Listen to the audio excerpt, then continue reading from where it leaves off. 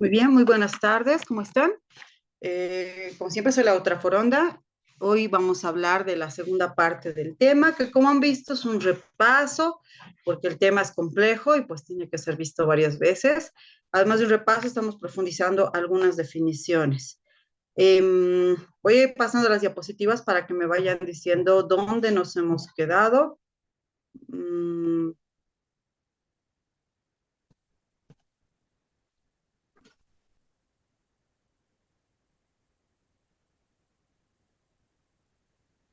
Creo que era acá, ¿verdad? Hemos llegado a hablar de la meiosis.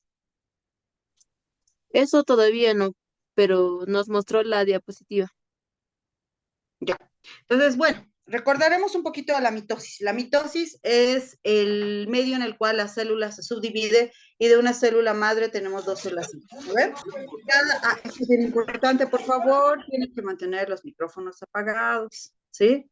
Y los chats, como siempre, que sea para las preguntas. Pero por favor, tengan sus micrófonos apagados. Ok, entonces recordábamos que la mitosis era una fase, bueno, un tiempo en el cual se producía que una sola madre se divida a dos células hijas, ¿no? Y cada fase, la profase, la prometafase, la metafase, la anafase, que son graficados aquí, ¿ya? Que son sus fases, tienen su complejidad propia. Cada una de estas fases tienen mediadores o transductores o algunos filtradores que hacen que esta división celular sea adecuada y no exista mutación, porque si hubiera una mutación en cualquiera de estas fases tendríamos una estructura anómala. ¿Ya? Entonces tenemos aquí, esto también ya habíamos visto, durante la profase, prometafase, metafase 1, 2, tal, lo que sucede es que los centrosomas se van a separar del nucleolo, van a ir hacia los polos opuestos, ¿sí? Van a anclar el cinetocoro a los microtúbulos, que son estas cositas que ven en color verde y en color rojo, ¿ya? Los cromosomas van a ir primero de forma difusa y luego se van a alinear en la parte media del ecuador del uso mitótico. Se va a conformacionar el uso mitótico, que es este. Los cromosomas, las cromátides hermanas, van a ir hacia los polos opuestos y ya con uso mitótico, perdón, ya con uso mitótico tenemos la posibilidad de separar de una célula a dos células. ¿Listo? Bueno, eso es todo lo que es la mitosis. ¿Para qué hacemos todo esto? Para que a partir de una célula tengamos dos células idénticas. Esto pasa en todas las células somáticas porque nuestro cuerpo tiene que irse renovando continuamente. Todo el tiempo tenemos que ir cambiando, ¿ya? Pero existe un grupo, hay alguien que tiene el micrófono encendido, por un ratito voy a ver de apagarlo.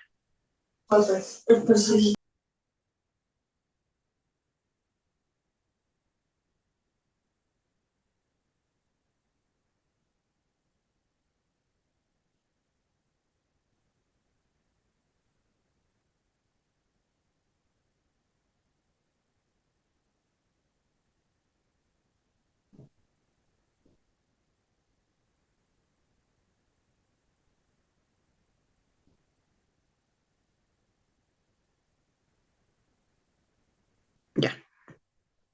Bueno, entonces les decía, todo esto se hace ¿para qué?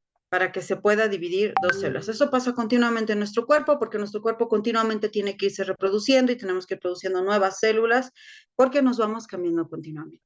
¿Ya? Pero también está la conformación de los gametos, ¿no? La meiosis ya es una forma diferente, es muy parecida a la mitosis, pero lo que nos permite es la conformación de los gametos. ¿Y qué son los gametos? Son los órganos sexuales. Es decir, gracias a la meiosis se puede hacer una división sexual. Cromosoma X, cromosoma Y, 2X femenino, XY masculino. ¿Ya? Entonces, la meiosis parte de una célula que tiene una cantidad determinada de cromosomas. ¿Sí? A estos números pares de cromosomas se les denomina diploides. Diploide, doble, ¿no? Diploides. ¿Ya? Entonces, esta división de estas células pasa por meiosis 1 a meiosis 2. ¿Sí? Células hijas. Pero luego pasa a la meiosis 1 y luego a la meiosis 2. Y pasa de estas diploides, de estas que tenemos dos cromosomas, a haploide, uno, haploide. Entonces ya tenemos uno. ¿Ya? Esta mezcla, esta mezcla permite que padre y madre puedan pasar su material genético. Entonces producimos 4 células haploides, ¿ya? Que tienen recombinaciones genéticas diferentes y que esto nos permite hacer toda la recombinación genética que nosotros necesitamos para saber cuál es el color de cabello, cómo son nuestros ojos, qué talla vamos a tener, todo eso, ¿no? Recombinación genética. Tenemos algo que es el entrecruzamiento, el complejo sinaptonémico y la importancia en la evolución. El entrecruzamiento. Durante la profase 1, para que me sigan, porque hemos dejado el tema hace rato, profase 1, acá estamos, ¿ya? O también puede ser aquí, aquí, profase, aquí estamos, ¿ya? Entonces, durante la profase 1 ocurre un entrecruzamiento entre los cromosomas homólogos. Homólogo quiere decir igual a mí, eso es homólogo, ¿ya? Cromosomas homólogos formando quiasmas. Quiasma quiere decir entrecruzamiento.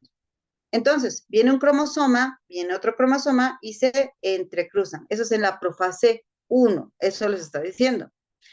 ¿Ya? ¿Qué nos permite hacer esto? Intercambio de material genético. Al entrelazarse dos grupos de cromosomas nos permite hacer un intercambio de material genético, que es el complejo sinaptonémico. Esta unión, esa sinapsis es unión, conexión, ¿ya? Este complejo o este entrecruzamiento facilita ¿qué cosa? La recombinación, ¿no? Es decir, esto es importante para qué? Lo mismo, transmisión genética. ¿Cuál es la importancia de esto, de la evolución? Que a medida que pasan las generaciones, toda esta información es transmitida de generación en generación. Y aunque parezca que no estamos evolucionando macroscópicamente, sí hay pequeños cambios evolutivos en cada generación que nace. Sí están habituados a otro tipo de cosas o nacen con la capacidad de poder resistir a ciertos patógenos o ciertas sustancias que generaciones anteriores de repente no podían, ¿sí? Un ejemplo que les estoy dando a todos los grupos es la tecnología. Para ustedes y para las generaciones futuras es mucho más sencillo el manejo de la tecnología que para nosotros o generaciones mucho más antiguas. Y esto no es solo porque no han crecido las generaciones, vamos a poner de los años 60, 70, con la tecnología. No es solo por eso, ¿ya? No es solo por el hecho de que ustedes desde muy pequeños ya han tenido la pantalla frente a ustedes, ¿sí? También es por la información que se está transmitiendo. Por todo este conocimiento almacenado se va transmitiendo generación tras generación.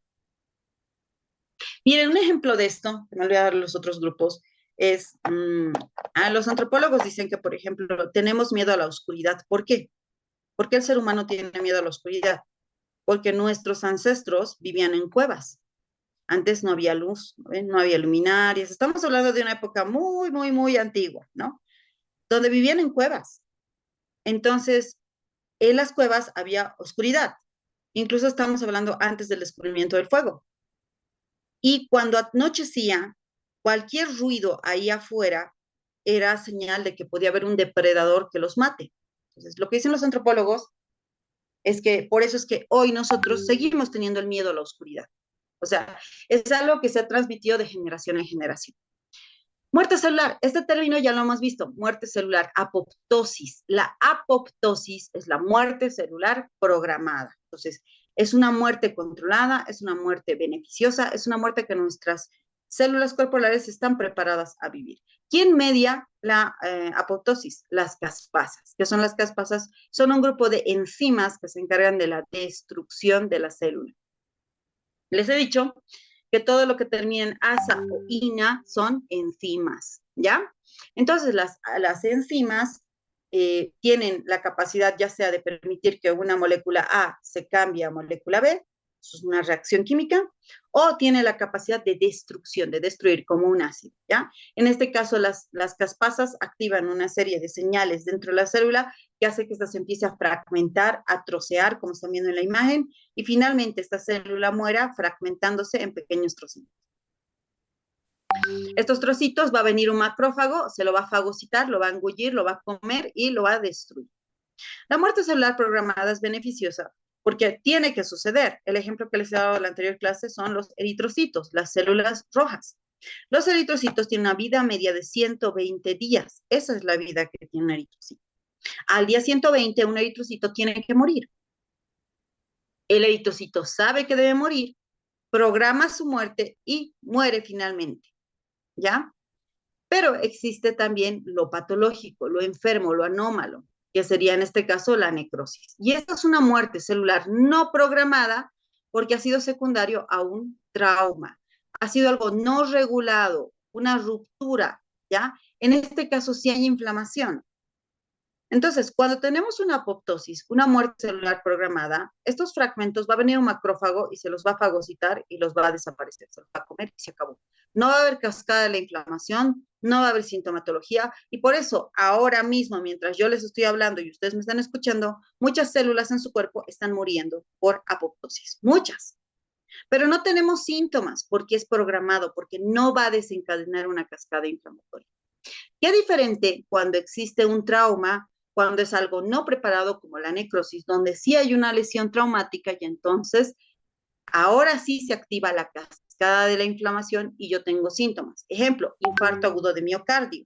Un coágulo comprime a la arteria coronaria, que es la que irriga el miocardio, no le llega oxígeno al músculo cardíaco y la célula muere. ¿Ya? La célula muere, pero no era una muerte programada. Entonces se desencadena cascada de la inflamación y ¿qué pasa? Dolor precordial, ¿no? La precordialgia típica del infarto agudo de miocardio, los síntomas típicos del infarto agudo de miocardio. Pues la diferencia entre necrosis no programado y apoptosis programado. Es importante distinguir esto porque así nosotros sabemos cómo se desarrolla la homeostasis en nuestro cuerpo. ¿Ya? La apoptosis es homeostasis, la necrosis no es homeostasis. ¿Qué es homeostasis? Equilibrio. ¿Ya? Homeostasis es equilibrio. La apoptosis puede ser mediada por vía extrínseca o por vía intrínseca. Esto igual ya lo hemos visto. Extrínseco, y aquí les habla del factor de necrosis tumoral alfa, que si no estoy mal ya les he mencionado, que lo van a ver a lo largo de la carrera muchísimo, muchísimo. Esta mañana igual me han expuesto los alumnos sobre el TNF alfa. ¿Por qué? Porque es un mediador muy importante de la cascada de la inflamación, el TNF alfa. Entonces acá les está dando como ejemplo el TNF, que es factor de necrosis tumoral. ¿Y qué pasa? Está la célula y el factor de necrosis está circulando en la sangre y detecta que esta célula es anómala o que esta célula está envejecida y entonces entra dentro del núcleo de la célula a nivel mitocondrial, causa un daño y activa la muerte celular programada y la célula se desintegra. ¿Sí? Vía extrínseca, extrínseco, externo, algo externo está activando la muerte celular. Intrínseco, la propia célula. No requiere un factor, no requiere un mediador. La propia célula se da cuenta que ya es hora de morir, activa las caspasas y empieza a degradarse, degradarse, degradarse y se distribuye en pequeños fragmentos y esos fragmentos van a ser fagocitados después por los macrófagos. Envejecimiento celular. Entonces, senitud, senescencia, envejecimiento, ¿no ven? Senescencia replicativa. Dice, las células somáticas tienen un límite de divisiones. Eso es la senescencia replicativa. O sea, nuestras células no se pueden ir replicando y cambiando todo el tiempo porque no podemos ser eternamente jóvenes. Tenemos que envejecer en algún punto para morir y para que cambien las generaciones, ¿no?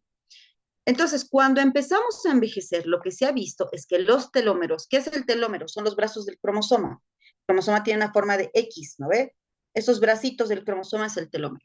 Lo que se ha visto es que las personas jóvenes tienen telómeros largos. Ustedes tienen telómeros largos. Pero las personas envejecidas tienen telómeros cortos. ¿Ya? ¿Quién regula eso? Una enzima llamada telomerasa. Ausente en la mayoría de las células somáticas, la telomerasa que hace mantiene la longitud telomérica. Entonces, mientras el telómero, mientras los brazos del cromosoma sean largos, yo me mantengo joven. Es interesante que esto hoy en día es una diana terapéutica que está tratando de revertir la vejez, porque hoy en día está muy de moda mantenernos jóvenes, está muy de moda no envejecer. Entonces, una diana terapéutica que se está investigando es esto de mantener elongados los telómeros. En el caso del cáncer, la activación de la telomerasa de células cancerosas permite la división incontrolada, ¿ya? ¿Por qué? Porque si está la telomerasa presente, los cromosomas van a tener sus brazos largos y todo bien va a seguir replicando, replicando, replicando, replicando. Esta célula tumoral no va a envejecer, se va a seguir replicando y va a crecer en forma de una masa maligna. Daño en el DNA.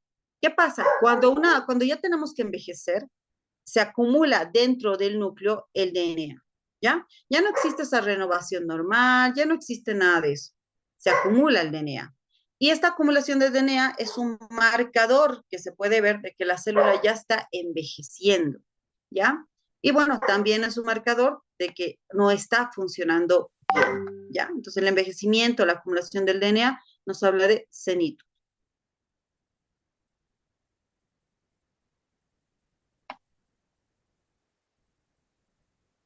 Las neuronas, una célula, si es claro, las neuronas son células de nuestro sistema nervioso, las neuronas. Ajá.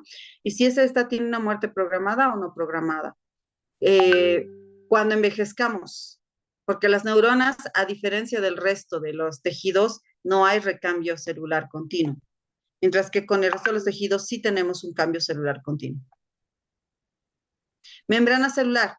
La membrana celular o plasmalema es esta estructura que está alrededor del el citoplasma, ¿no? Hemos dicho que es la barrera que permite la separación entre una célula y otra célula. Eso es la membrana celular, ¿ya? Tiene 7 a 8 nanómetros de tamaño, se compone de una bicapa, aquí está una capa y aquí está otra capa, bicapa fosfolipídica, que tiene característica de ser anfipática, tiene dos caras, ¿ya? Está compuesta por colesterol y compuesta por colesterol, ¿no? Proteínas embebidas o unidas. En el microscopio electrónico, el plasmalema consta de dos capas densas, una hojuela interna y una hojuela externa. La hojuela interna, ¿hacia dónde da? Hacia el citosol, ¿no ve? Hacia el citoplasma. La hojuela externa, ¿dónde va a dar? Hacia la parte externa de la célula, al contacto con otras células o al intersticio celular. Aquí están todas las funciones, que esto sí se lo tienen que aprender, las funciones de la membrana, ¿no? Mantener la integridad de la célula, controlar el movimiento de las sustancias hacia dentro y fuera de la célula, regular las interacciones entre las células, reconocer los receptores, los antígenos, ¿no? Todo esto que ya se sabe que hace la función de la membrana celular y que ya lo habíamos hablado anteriormente. Aquí se puede ver al microscopio electrónico, se ven estas tres láminas, también lo hemos visto en la anterior clase, dos líneas finas densas y un área brillante interna. Cada capa tiene una anchura de 2.5 nanómetros, una línea densa interior y una lámina interna y una lámina externa. ¿Cómo está estructurada? Cada lámina está integrada por una capa de fosfolípidos y proteínas, normalmente en una proporción de peso 1:1. Cada molécula de fosfolípidos es anfipática. Anfipática les está diciendo que tiene una cabeza polar y dos colas no polares. Cabeza polar, dos colas no polares. Eso es lo que les está diciendo al decir que es anfipática. ¿Cómo está compuesta la bicapa lipídica? Perdón, un segundo.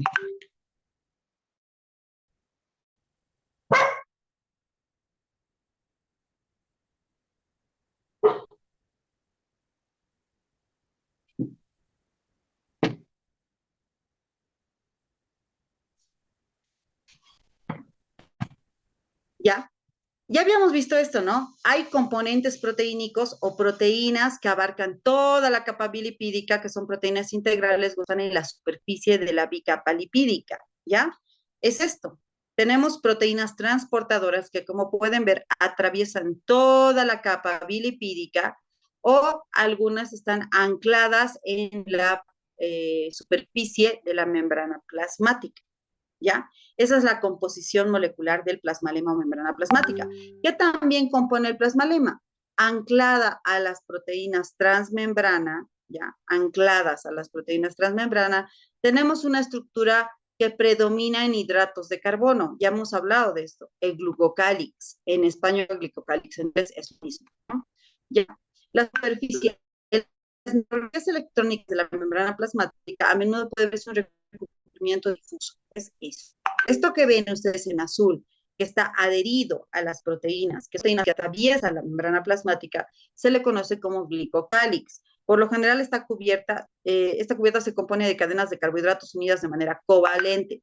Quiere decir unidas, ¿ya? Covalente es el tipo de unión química que hace a las proteínas transmembrana. Entonces, fíjense, aquí está el glucocálix, ¿ya? Glucocálix.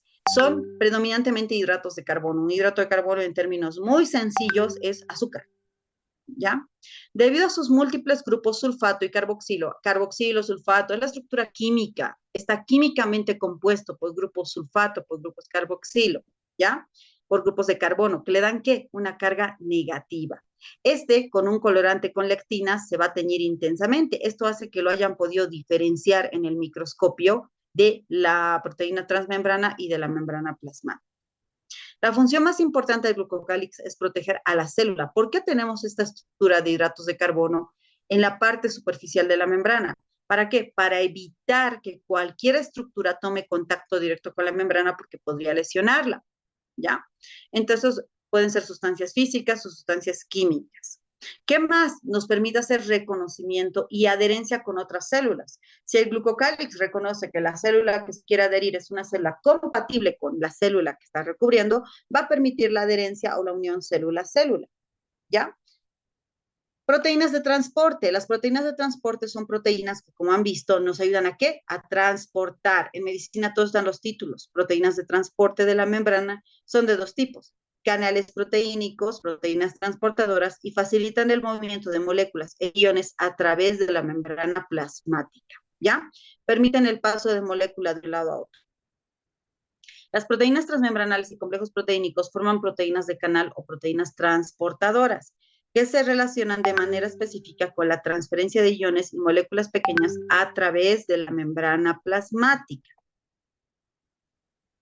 A través de la membrana celular pueden pasar unas cuantas moléculas apolares y moléculas polares sin carga, ¿no? Aquí les está dando un ejemplo de algunas apolares, benceno, oxígeno, nitrógeno, y las sin carga, agua y glicerol. Son ejemplos, ¿ya? Mediante lo que es la difusión simple. Difusión simple quiere decir yo paso sin una proteína transportadora. Miren, esta molécula está usando una proteína transportadora, pero esta molécula no. Esta molécula está pasando directamente sin proteína transportadora. Eso se llama difusión simple. Y además no gasta energía. Quiere decir que va a favor del gradiente de concentración.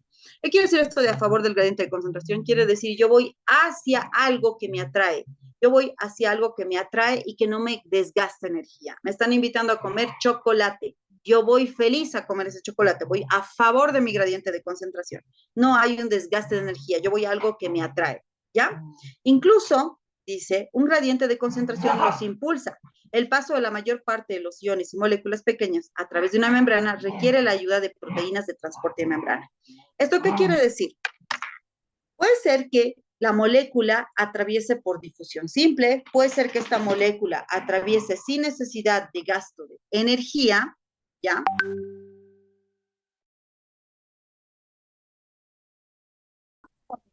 Necesite obligatoriamente pasar, ya. ¿Me escuchan, no? Doc, no se escucha. Ahora Ahora sí, Doc. ya.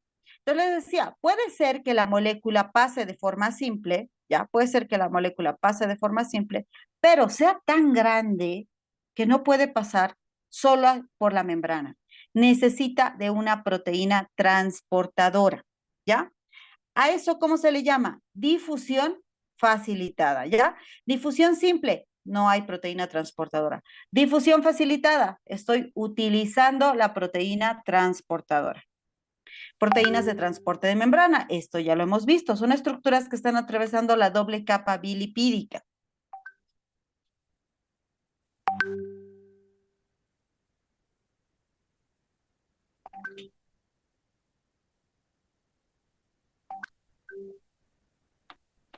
Ya, perdón un segundito.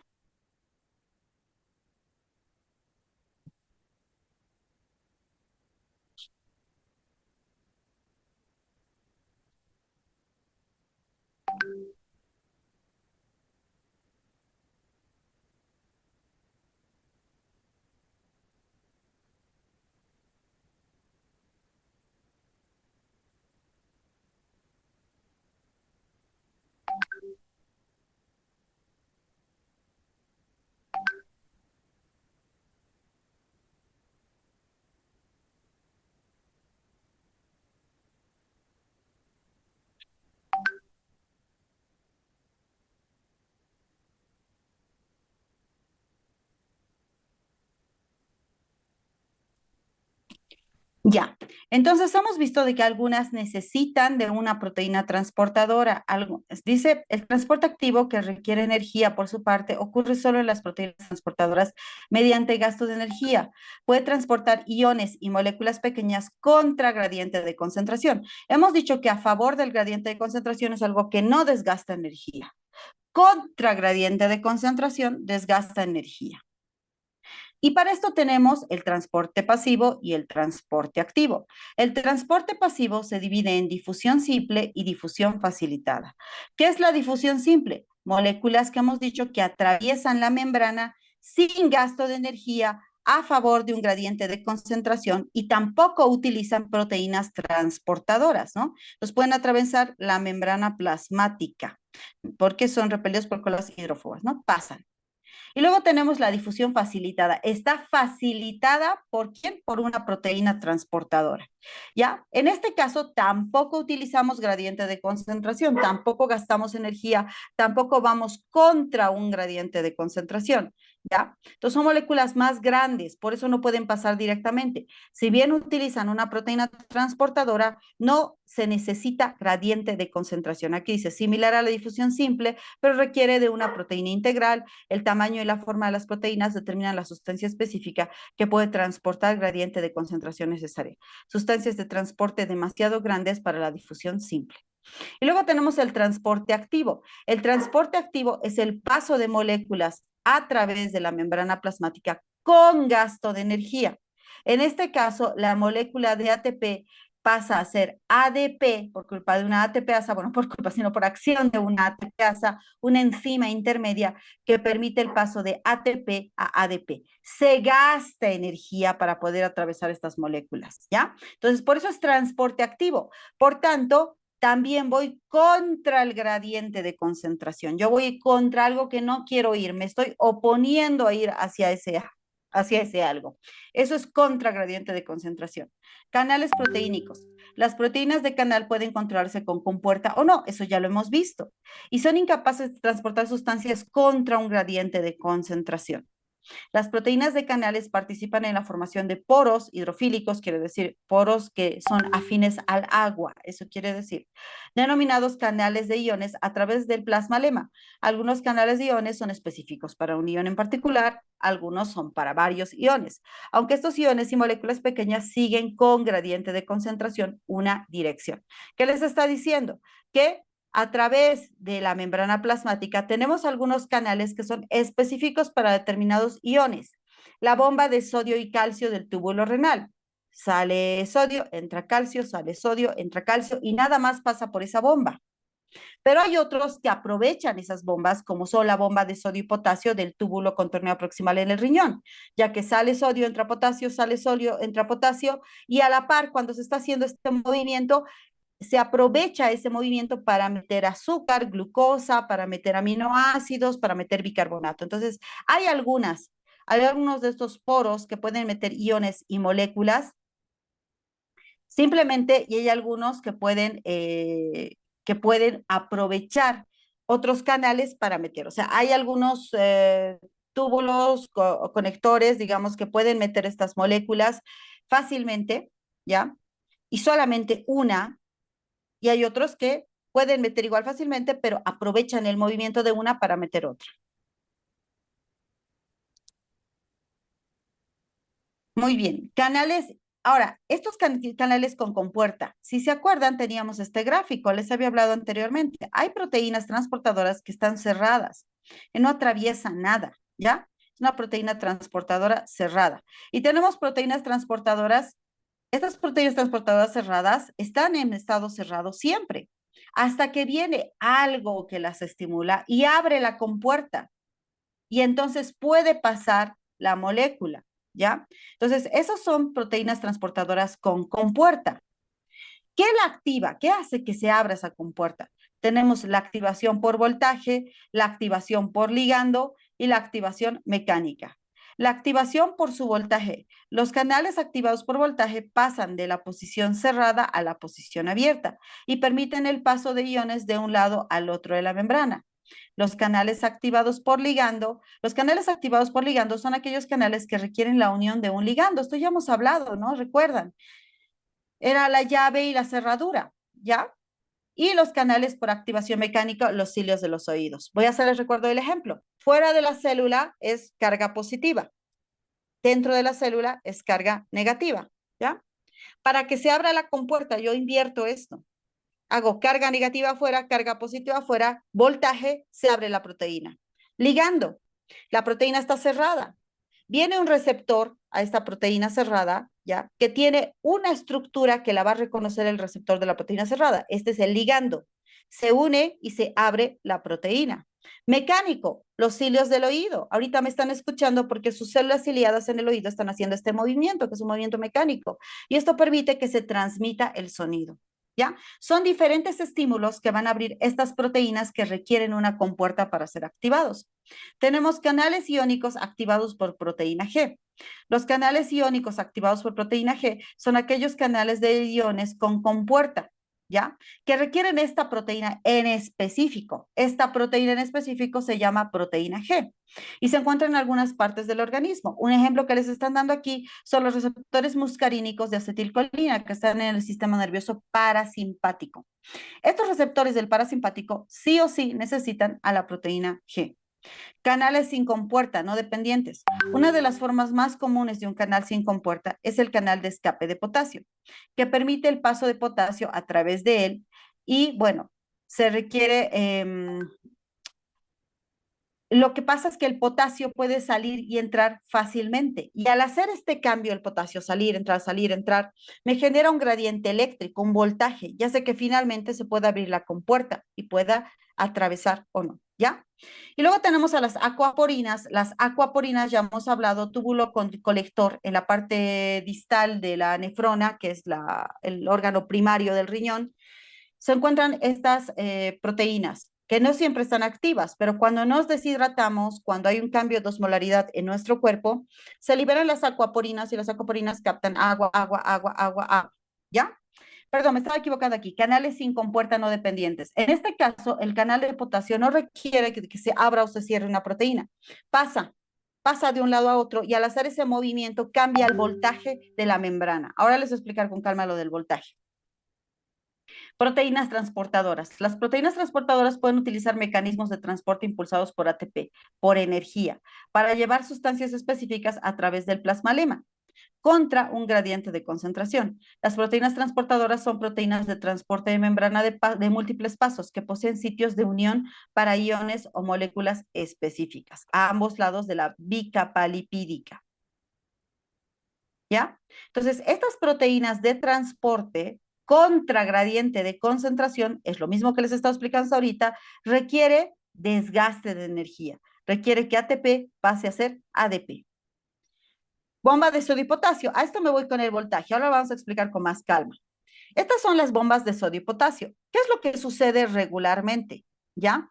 Las proteínas transportadoras pueden utilizar mecanismos de transporte impulsados por ATP, por energía, para llevar a cabo sustancias específicas a través de la membrana plasmática contra un gradiente de concentración. Las proteínas transportadoras son proteínas de transporte de membrana de múltiples pasos. Todo esto es repetitivo.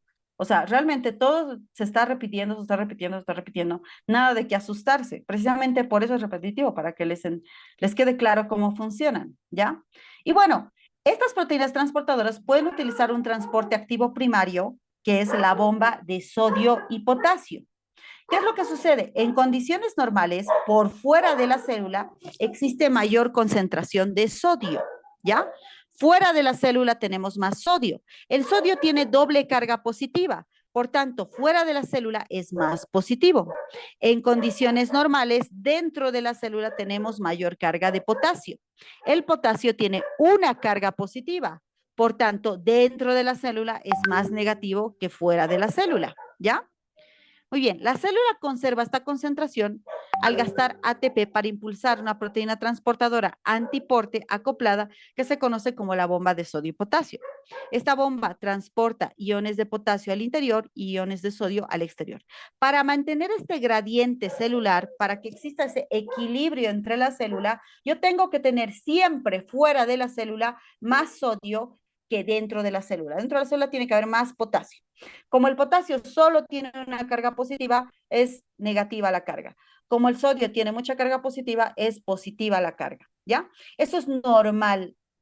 Entonces, para que esa normalidad se mantenga, hay una bomba que es la bomba de sodio y potasio. ¿Qué hace? Saca sodio, saca sodio, saca sodio, saca sodio, mete potasio, mete potasio, mete potasio, mete potasio. Y esto lo hace a expensas de gastar energía, a expensas de gastar ATP. Esta bomba de sodio y potasio es muy importante porque se utiliza para múltiples reacciones en todo lo que es el cuerpo. O sea, siempre van a estar a partir de hoy y en adelante, en lo que queda de medicina, siempre van a escuchar sobre la bomba de sodio y potasio. Y bueno, hay proteínas transportadoras que están acopladas a la bomba de sodio y potasio.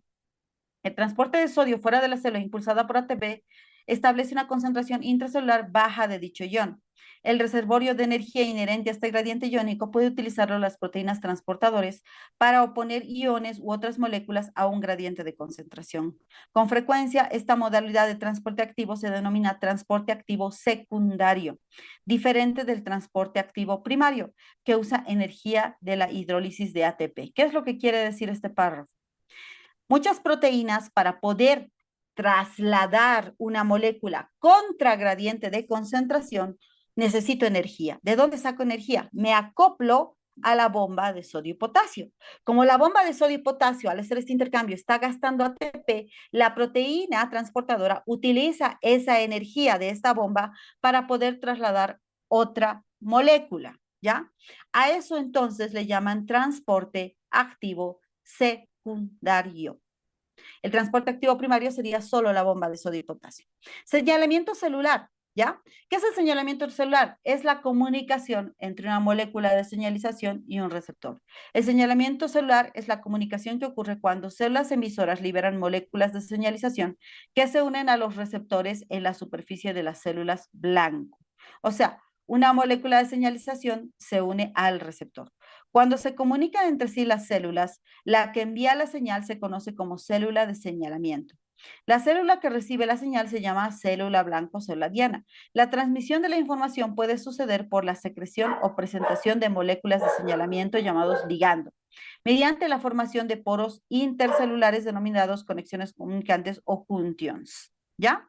Entonces, ¿qué quiere decir? Va a haber receptores, va a haber señalización y algunas de estas pueden estar en la superficie de la membrana y otras pueden estar dentro de la célula, ¿ya?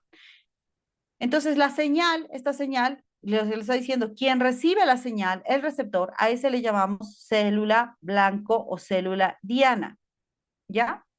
Y esta señalización puede ser porque se una una molécula al receptor o porque se secrete una sustancia que se una al receptor. La molécula de señalización o ligando puede ser secretada o liberada también, es cierto, o puede estar unida a la superficie de la membrana, ligada. En las sinapsis neuronales, esta es una neurona, y entre el espacio entre ambas está el espacio perisináptico. Aquí se secreta una sustancia. Esta sustancia se va a liberar al espacio perisináptico, la acetilcolina de esta neurona, y va a ir al receptor de la acetilcolina de esta otra neurona y se transmite la señal del parasimpático, ¿no? Esa es cuando, por ejemplo, dice, es secretada o liberada por la célula de señalización. Y en algunos casos se requiere la unión de uno a otro, la unión de una sustancia a otra sustancia directamente. ¿Qué otros receptores tenemos? Receptores de superficie celular, receptores que se encuentran en la superficie de la membrana. Una de ellas que ya habíamos hablado, ligado a canales de iones, es la proteína G. La mayoría de los receptores de superficie celular son glicoproteínas integrales que actúan en el reconocimiento de moléculas de señalización. Les está diciendo, la gran mayoría se encuentra en la superficie celular, ¿ya? Y nos ayuda a reconocer otras sustancias. Receptores ligados a enzimas. Son proteínas transmembranas cuyas regiones extracelulares actúan como receptores para ligados específicos. Cuando se une una molécula de señalamiento al sitio receptor, se activa el dominio intracelular del receptor de tal manera que adquiere capacidades enzimáticas. Quiere decir que una vez que se activa, una vez que el ligando se une a su receptor, ya, dentro de la célula tiene actividad de enzima. ¿Qué hace una enzima? Permite una reacción de una molécula A una molécula B. Cambia una molécula a otra molécula. Receptores ligados a proteína G. Son proteínas de múltiples pasos cuyos dominios extracelulares actúan como sitios de receptores de ligandos. O sea, es una proteína específica que tiene diferentes estructuras donde van a actuar los receptores, por eso múltiples pasos, ¿ya? Y cuando les dice fosforila, quiere decir cambia su estructura química para que se active una señal. Síntesis proteica, esto ya lo hemos hablado. Los principales componentes de la maquinaria de síntesis proteica de la célula son ribosomas, retículo endoplasmático y aparato de Golgi. De los tres ya hemos hablado, ¿verdad? Los ribosomas son estructuras que tienen una porción grande y una porción pequeña, partículas pequeñas de 12 nanómetros de ancho y 25 de largo, compuestos por proteínas y RNA ribosomal, RNAR. Cada ribosoma se compone de una subunidad grande y una subunidad pequeña. Muy bien, ¿para qué nos sirve? Para poder producir proteínas. Estas están ensambladas y elaboradas en los nucleolos y pasan al citoplasma, ¿no? Y toman contacto con el retículo endoplasmático. Aquí tenemos el rugoso y aquí tenemos el liso. Fíjense que el retículo endoplasmático rugoso tiene estructuras o granitos en su superficie y luego tenemos el liso, que no tenemos esos granitos, unidos ¿a qué? Al aparato de Golgi. Todo esto nos permite síntesis proteica, ¿ya? Retículo endoplasmático, lo que les decía, les dice que son cisternas, túbulos, vesículas, eso es lo que les está explicando aquí. Cisternas, túbulos, vesículas, ¿ya? Se divide en una porción rugosa, una porción lisa. Retículo endoplasmático liso constituye un sistema de túbulos anastomosados unidos, anastomosis quiere decir eso, ¿ya? Retículo endoplasmático rugoso, las membranas de estos organelas son poco diferentes debido a que poseen proteínas integrales que funcionan en reconocimiento y unión de ribosomas en su superficie, ¿no? Entonces está aquí, estas son las proteínas de reconocimiento. Aparato de Golgi, esta estructura que está adherida al retículo endoplasmático, esto que ven en celeste. El aparato de Golgi actúa en la síntesis de carbohidratos, la modificación, la selección de proteínas que se producen ¿dónde? En el retículo endoplasmático rugoso. Las proteínas elaboradas agrupadas en el retículo endoplasmático rugoso siguen una vía de omisión del aparato de Golgi. ¿Para qué? Para su modificación. ¿Se acuerdan que les había dicho? Como cuando hacemos una muñeca. El ribosoma produce la materia prima de la muñeca. El retículo endoplasmático produce la cabeza, el torso, los brazos de la muñeca. Finalmente, ¿dónde se ensambla? ¿Dónde se produce la muñeca? En el aparato de Golgi, ¿no? Entonces, el aparato de Golgi se compone de una o más series de cisternas. Esto se llama cisterna, unidas a membranas aplanadas ligeramente curvas y denominada pila de Golgi. Perdón, todo esto es la pila de Golgi, ¿ya? Entonces, semeja a una pila de panes, dice. Muy bien, sin contacto entre sí. Y tiene algunos túbulos y vesículas por donde finalmente el aparato de Golgi va a sacar a la proteína finalmente estructurada. La mayoría de las vesículas posee un recubrimiento de proteínas que la ayuda a llegar a su destino. Se utilizan distintos recubrimientos para diferentes destinos de proteínas. Las vesículas asociadas al aparato de Golgi, las vesículas transportadoras de proteínas recién sintetizadas, llegan al aparato de Golgi desde el retículo endoplasmático y las depositan en la cisterna de Golgi para su modificación, empaquetamiento y distribución en toda la célula. Ordenación. En la red trans de Golgi, la red de Golgi trans TGN se encarga de disponer las proteínas en sus vías respectivas para que de esta manera lleguen a la membrana plasmática. La red trans de Golgi es esta. ¿Ya? Entonces, una vez producida la proteína, una vez procesada, traduccionada, ensamblada, se colocan en la red trans de Golgi. Y de la red trans de Golgi salen hacia el citoplasma para que puedan ser utilizadas en la formación de otras estructuras. ¿Ya? Acá tenemos otra vez, fíjense, el retículo endoplasmático con formación de las proteínas, pasa por las vesículas, llegamos a las cisternas de Golgi, de las cisternas de Golgi a la red trans de Golgi, y de la red trans de Golgi ya empiezan a salir estructuras ya completas, ya ensambladas, ya listas para ser utilizadas en la conformación de otra célula. Finalmente, la endocitosis y la fagocitosis. ¿Qué es endocitar? Endo, adentro, endo. Los endosomas y lisosomas participan en la ingestión, secuestro y degradación de sustancias internalizadas desde el espacio extracelular. Mecanismos de endocitosis, o sea, yo meto, eso quiere decir endo, quiere decir que yo engullo, endocito. ¿Ya? La endocitosis se divide en fagocitosis y pinocitosis. Fago, comer, ¿ya? Un fago come. El proceso de absorción de materia de partículas grandes como microorganismos, fragmentos celulares y células, digamos, por ejemplo, eritrocitos muertos, les dice aquí, suele ser realizado por células especializadas que se llaman fagocitos. Estas células son los leucocitos, los neutrófilos, los monocitos.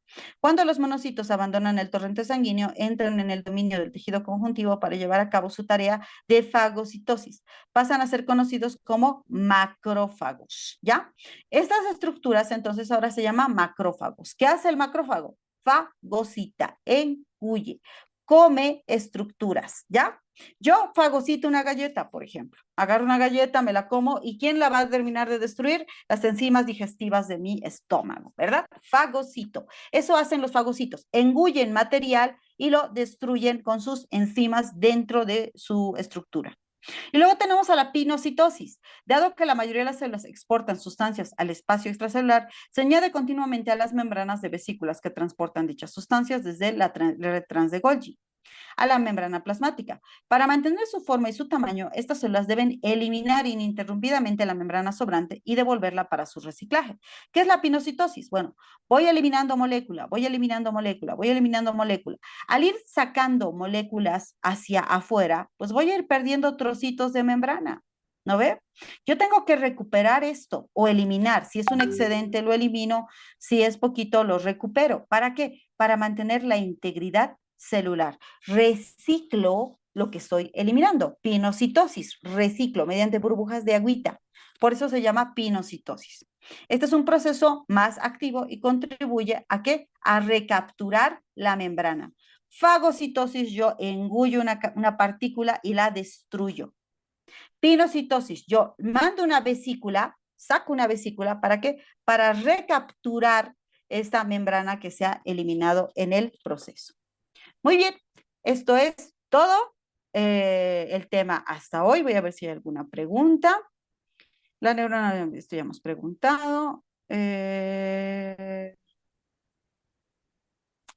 Bueno, apoptosis, muerte celular programada. Intrínseca, la propia célula activa su muerte celular. Extrínseca, alguna molécula en la sangre activa esa muerte celular.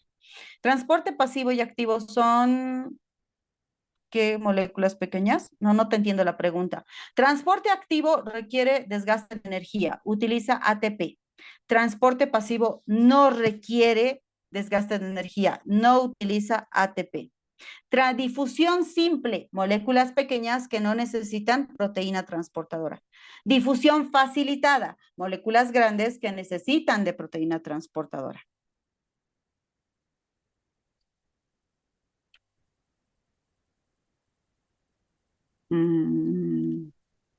TGN es la red trans de Golgi. El TGN es una porción de túbulos que componen parte del aparato de Golgi. ¿Ya? Relación peso 1:1 quiere decir que hay la misma proporción de lípidos que la proporción de proteínas para la conformación de la membrana plasmática. Si les dijera relación peso 2:1, 2 veces más proteínas que de membrana plasmática, les está diciendo.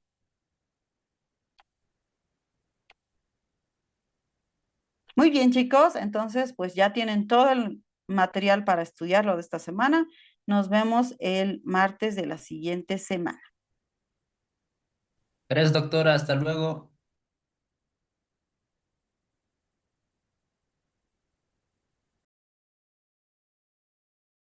Hasta luego.